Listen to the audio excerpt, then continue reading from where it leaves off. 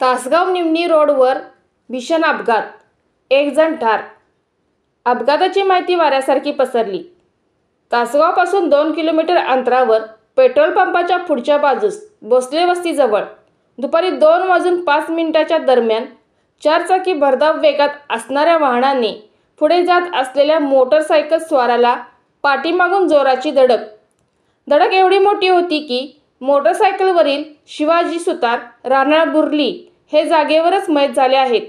तर त्यांच्या गाडीवर असणारी महिला आणि 10 वर्षाचा मुलगा गंभीर जखमी झाले आहेत. तर चारचाकी वाहन हे रस्ता सोडून खाली द्राक्ष बागेच्या बाजूला साधारण 6-7 फूट खाली गाडी पडली. गाडीतील हे सांगली येथील एका कॉलेजचे प्राध्यापक असून ते कार्यक्रमासाठी कडेगाव भागात गेले होते. ते तासगावकडे येत होते. चारचाकी वाहनातील 2 महिला होत्या. त्यातील एका महिलेला किरकोळ तर दुसरी महिला ही कमरेपासून खाली जाणवत नसल्याचे महिलेने सांगितले. तर गाडीचा चालकाचा मणक्यातून हालचाल न झाल्याने तो जाग्यावरच होता. पुढील बाजूस बसलेला दुसरा व्यक्ती हा दरवाजा न उघडल्याने किरकोळ जखमी झाला आहे.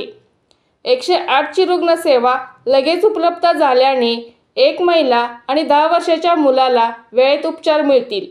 नंतर लगेचच 2 रुग्णवाहिका उपलब्ध झाल्याने पाहणाऱ्यांनी मदत करून रुग्णवाहिकेत अपघात झालेल्या जखमींना तात्काळ हलवण्यात आले.